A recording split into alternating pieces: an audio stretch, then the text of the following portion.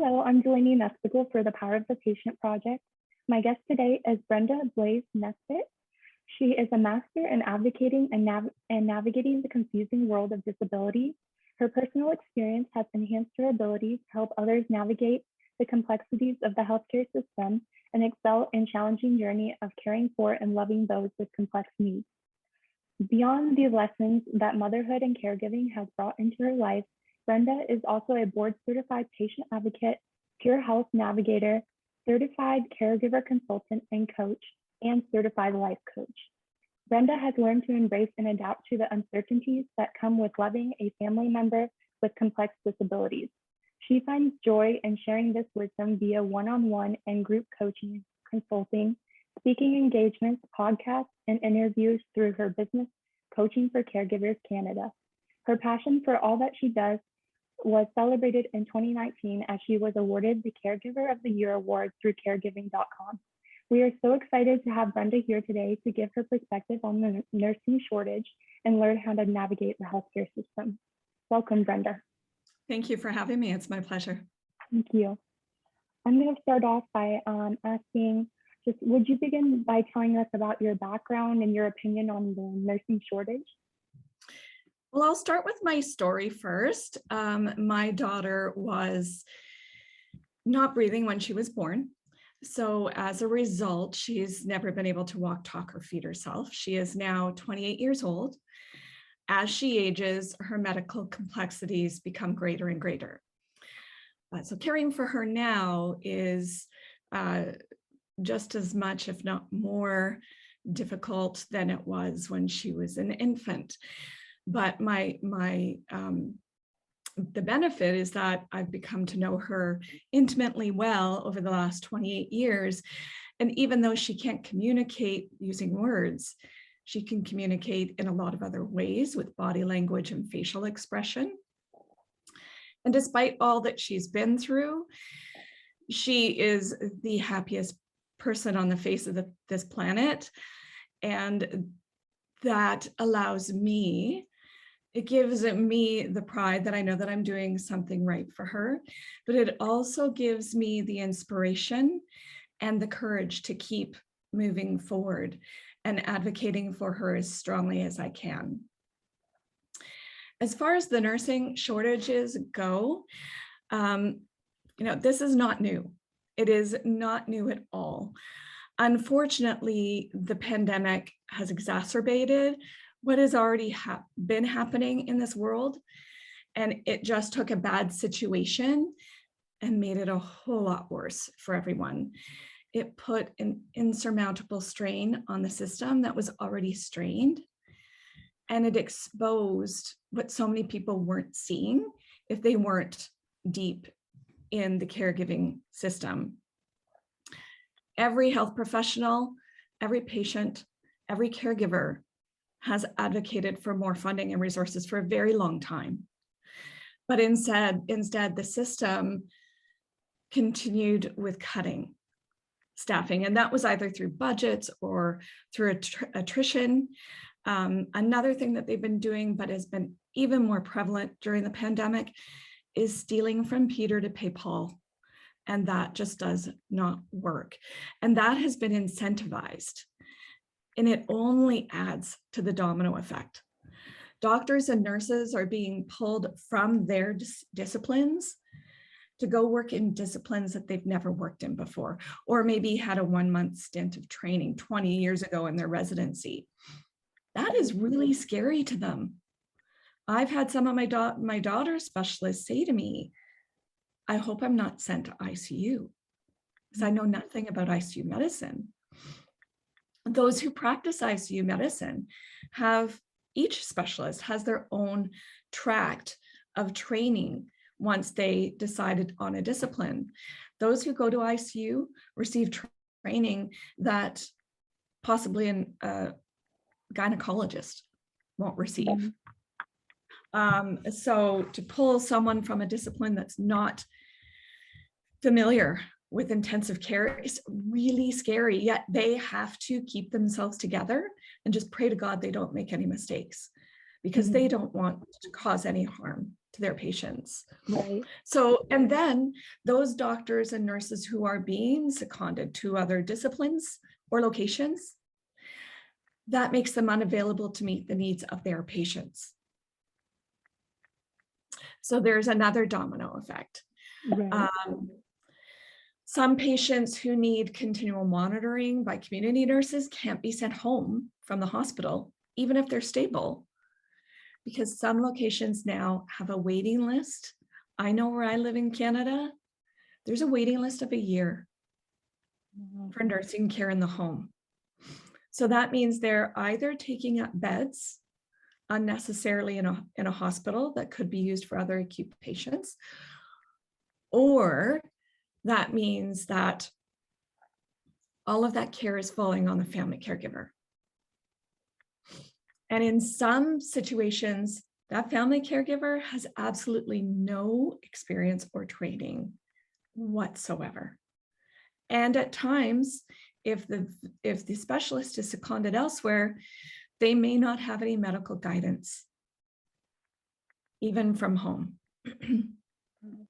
I wrote an article recently, and it focused a lot on the start of the school year this year. Some children in my area anyway were not allowed to go to school because they required a nurse at school, and there weren't enough nurses in the community to meet their needs.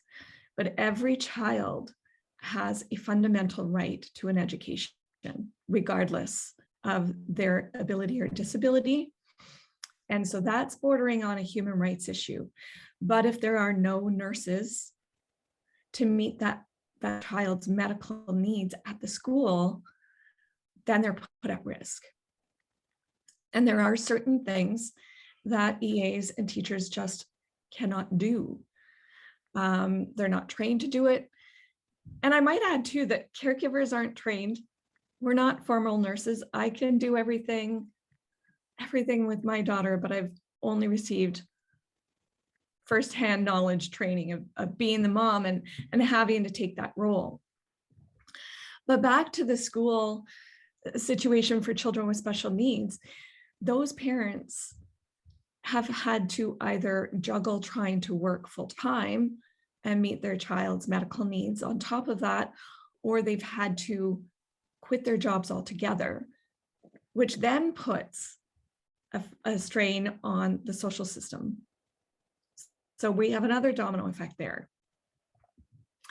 And actually, ironically, one day after I wrote that article about some children not being able to attend school because there were no nurses available, I had one nurse pulled from my daughter's home team to a school.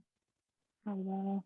So those families here, I was advocating for families to get those nurses in the school. And then the domino effect was some families have to then do without nursing at home in order for their child's needs to be met at school. Oh, wow. When there are canceled shifts, and there's a lot of canceled shifts now because if there's any hint of any type of illness, they cannot return to work until a negative COVID test has come back. Right. So when there is a canceled shift, it's often last minute that us caregivers find out. And it's often the overnight shifts. And it's typically when I've been up all day, because we don't plan to stay up all night, especially if there's a shift covered. Or also when I might have a really important appointment to get my daughter to the next morning. So oftentimes when there's a canceled shift, I'm the only one who can fill it. And that means I'm staying up for anywhere from 24 to 42 hours and having to be functional for my daughter. And we just don't get the luxury of getting time to sleep before or after that shift.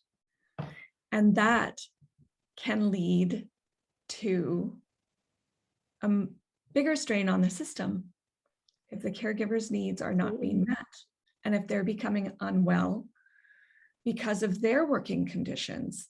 You know, if an employer was forcing an employee to work the kind of hours and conditions that a lot of family caregivers have to work, like I said, being up 24 to 42 hours, no employer could demand that from an employee. And the government would have that employee's back in that fight against the employer to stop those kind of working conditions. Unfortunately, unpaid caregivers like myself, we don't have that system to back us up.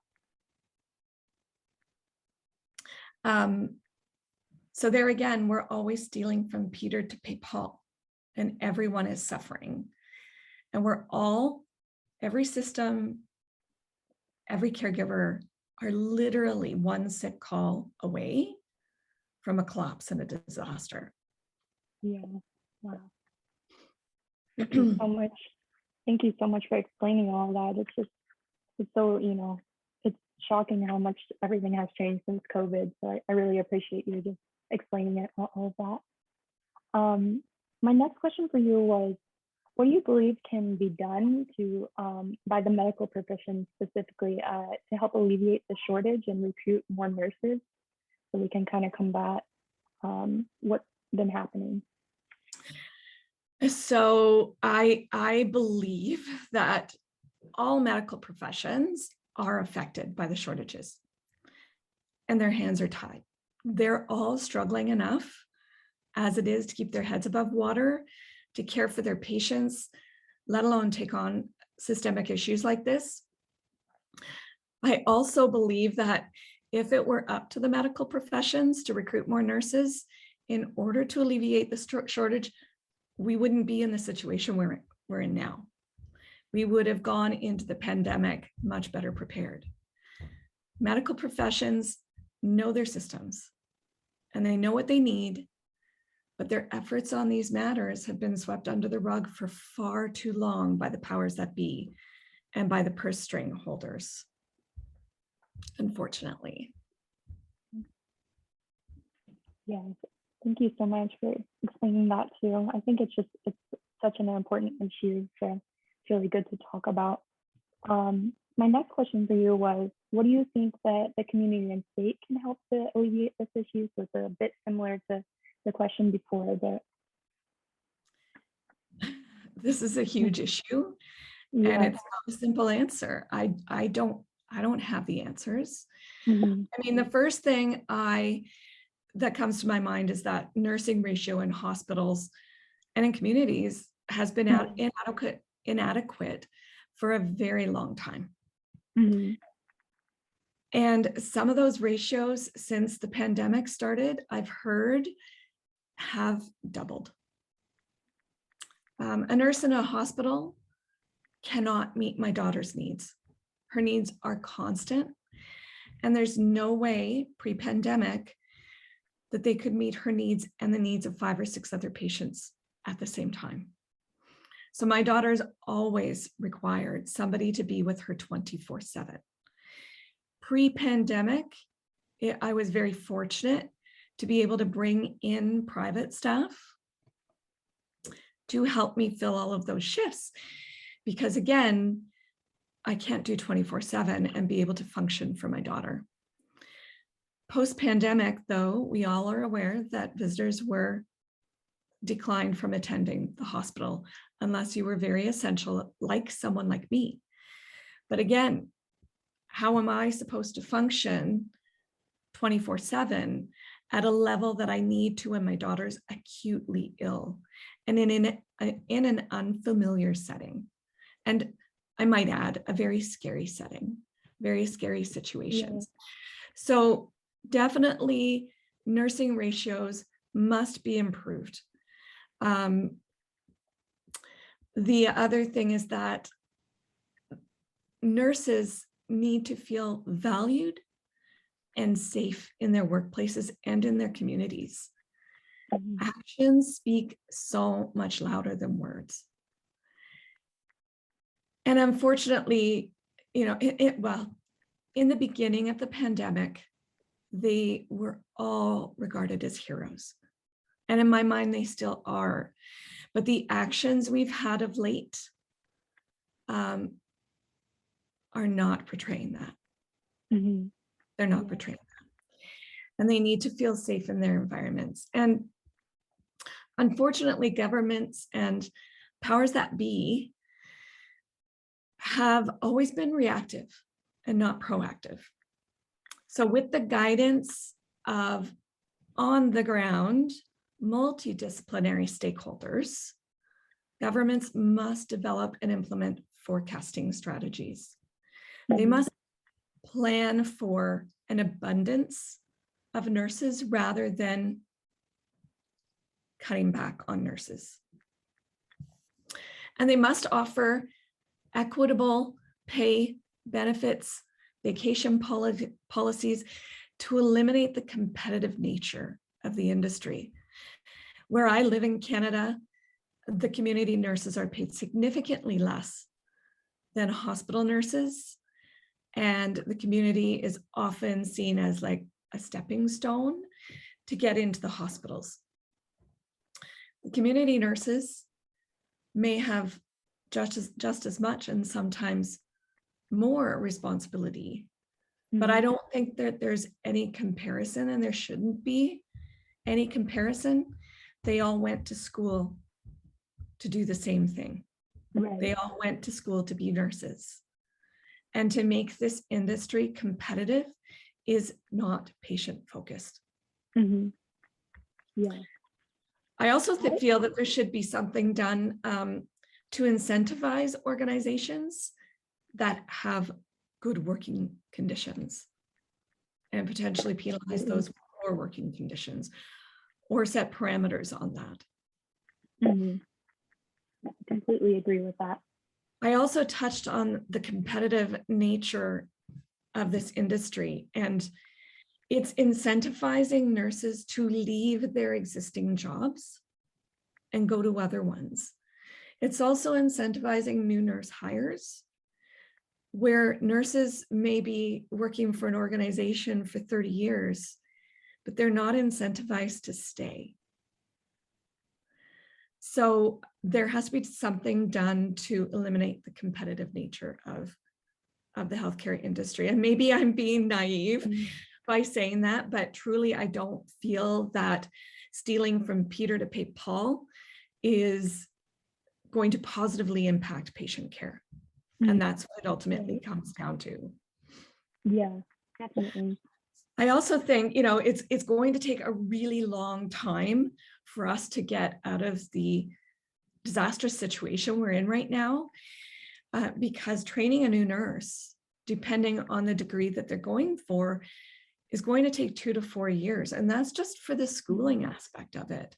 You can't expect a new nurse, a new hire, to get into a position and be able to do what a nurse who's worked there for 20 or 30 years has done. It takes time, and it takes on-the-job exposure and practice to build those skills.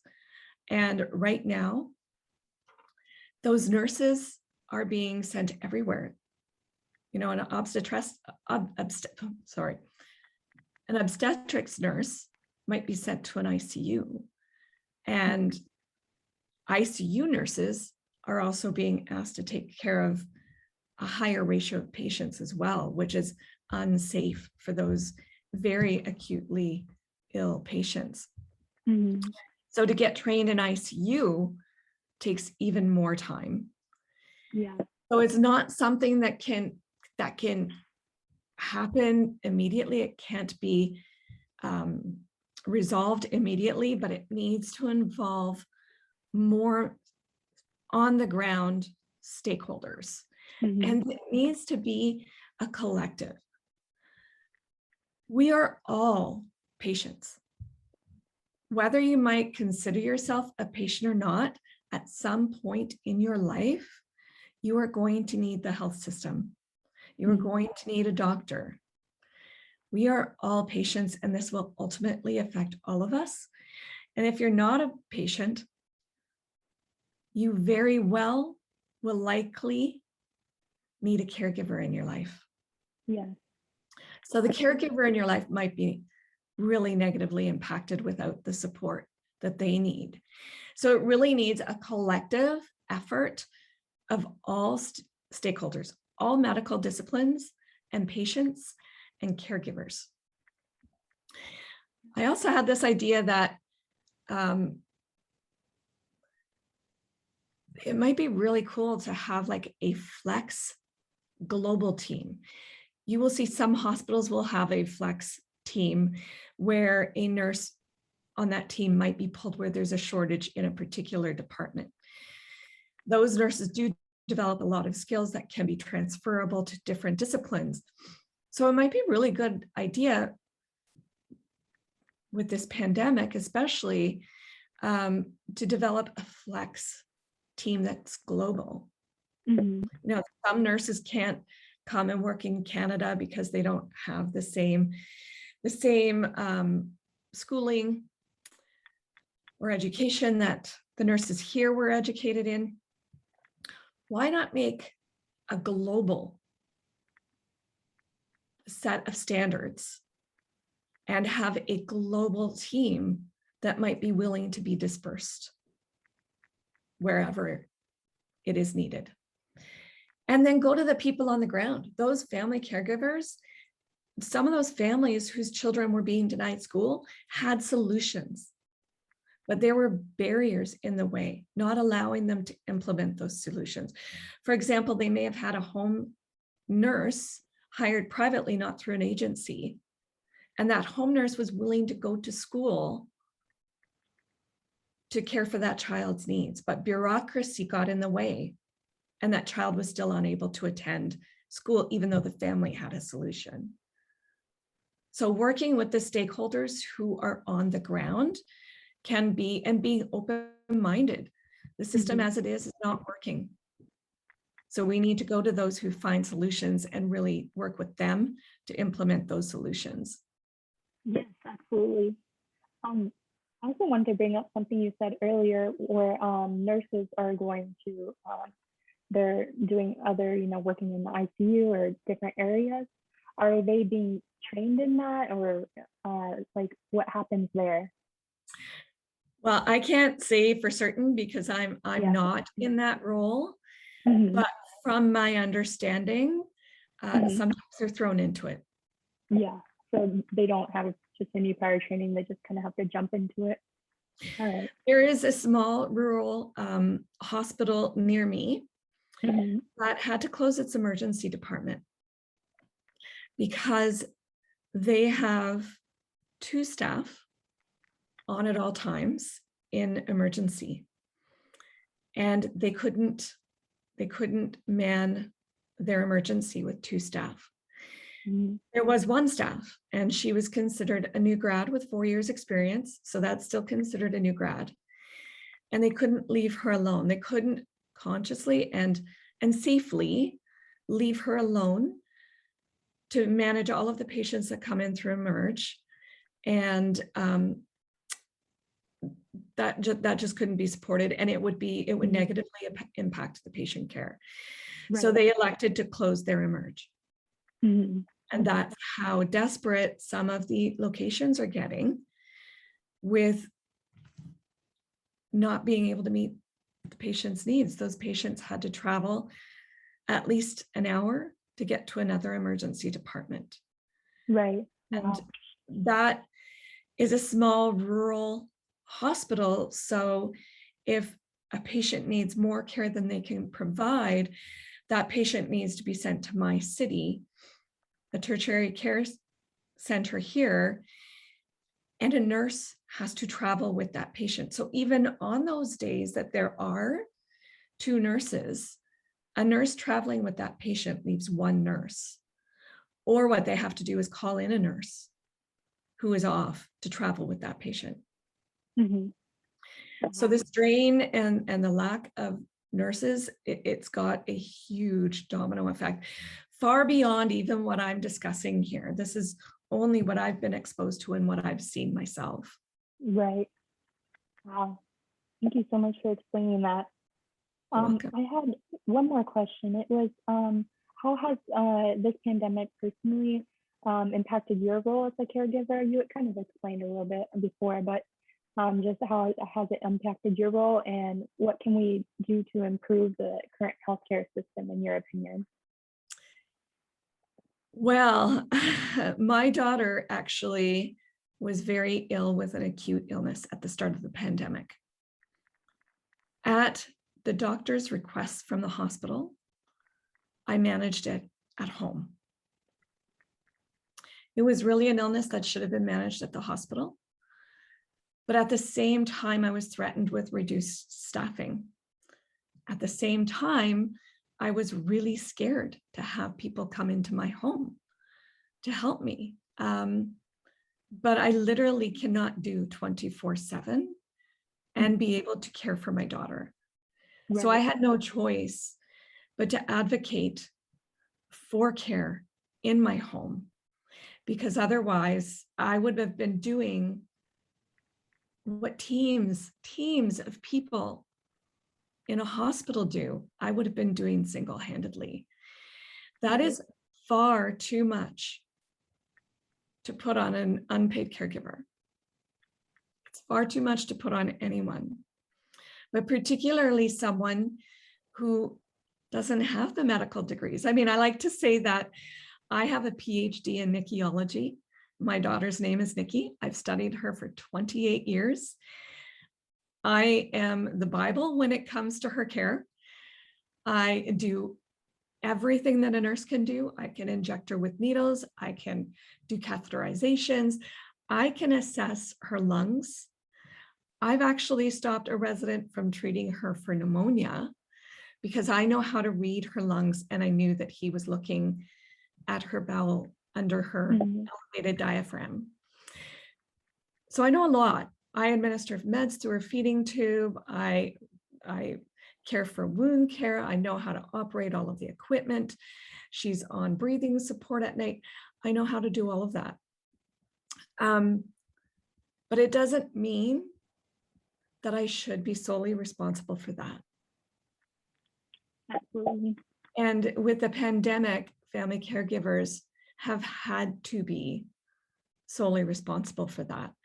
And to be honest, I had to set my business aside because my daughter's needs were too great. And because her needs were too great, my needs were not being met. And at that time, I simply couldn't meet the needs of other caregivers when I could barely meet my own. So the demands and the pressures that have been put on myself and other caregivers during this pandemic is insurmountable, and it will take us a long time to recover from this. And there needs to be backup systems put into place for those family caregivers for the support in their homes, because we just simply cannot continue working like this. We need the support and we need the rest. Right. Absolutely. Thank you so much for explaining all that. You're welcome. I also, just lastly, is there any other information that you would like the audience to know about your work, as well as the nursing shortage as a whole? I want everybody to remember that everyone is a patient. And if you're not already a caregiver, or if you haven't been a caregiver, you are either going to be a caregiver or you're going to need a caregiver in your life. Yeah. Former First Lady Rosalind Carter said that. And it is a piece of advice that I like to give everybody, just to give them that insight that nobody is immune from what's going on with the nursing shortage and the medical professional shortage at large. So if you aren't a patient right now, at some point in time, you are going to need the system. And our lives literally depend on the healthcare system, and we need that. Yeah. So everybody has to come together collectively to fight for the future of our healthcare system. With my work, I help caregivers particularly empower themselves to learn more about their loved one's illness or disease or condition and become the best educated on that as they can. I empower them to advocate strongly in their communities and in their healthcare systems for their needs and the needs of the person they're caring for. A lot of people are so intimidated by the system. And believe me, I was too. But I've learned a lot over the last 28 years. And there's power in knowledge. The more you know about not just the person you're caring for, but yourself as a patient, the better you can advocate for everyone. And there's other things as well. They might be struggling with finding care. So there's different avenues we can take a look at. That's become even more challenging with the shortages everywhere. I will have them look at their benefit plans. I will have them ensure that they're getting the maximum amount of hours they're allowed to get. That doesn't mean the staff's there though. That's become a more of a challenge during the pandemic, but there are some ways we can look at helping them through those challenges. There might be situations where they feel they're not keeping track of things very well. They need to learn how to keep track of supplies or medications, or when medications are given. I can help with those firsthand things as well. My passion truly is parents who are new into the world of disability and advocating for their complex children. Another passion of mine is the transition from pediatric healthcare to adult healthcare. That is assumed to be rather seamless, but it's not, it's far from. So my passion is to create a more seamless transition between those two care situations. Right. And I will also add that starting this Thursday, I'm excited to say that I have a new podcast coming out in collaboration with caregiving.com, and it is called Caring Conversations. And it is all about following the transition of children with disabilities and complex needs from childhood into adulthood. That's awesome. I'm glad to hear that. Thank you. One more thing I'd love to say. Our nurses and our healthcare workers are not replaceable. We're finding that out the hard way, sadly. So they need to be respected and cared for, because they will do that for you. Thank you so much. You're I really welcome. appreciate your insights, and you're just doing such great work. So I just really appreciate everything. And Thank you. I appreciate being considered. thank you. And I just appreciate you coming on here to just give more insight on this issue, because it's a really big issue. So thank you again. And this is Delany Nusbickel with the Power of the Patient Project. Thank you. Thank you.